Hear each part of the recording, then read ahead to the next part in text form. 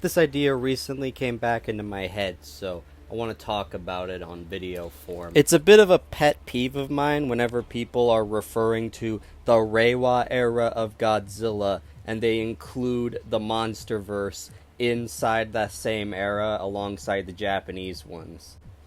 It's annoying to me because they're two different things. Why are we grouping them together? In my head, it's like calling Madam Web an MCU movie because it's a Marvel movie that coexists with the MCU. No, just because the Monsterverse and the Reiwa series are coexisting doesn't mean they should be grouped together amongst the same sort of general era idea, series, whatever. And this leads more so to my actual hot take. I don't think we should be calling these eras. It makes way more sense in my head to be calling these series, because that's what they are. They're separate series that are unified within the same brand.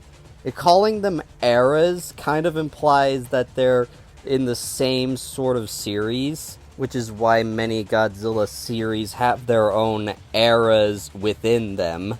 And for something like Ultraman or Kamen Rider or Sentai, the terminology of era does make sense because they are just smaller parts of a larger whole.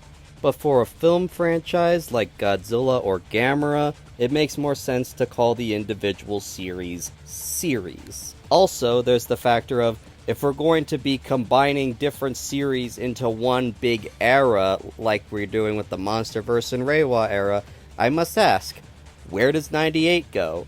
Because putting it at the end of the Heisei series looks dumb. And putting it at the beginning of the Millennium series looks dumb.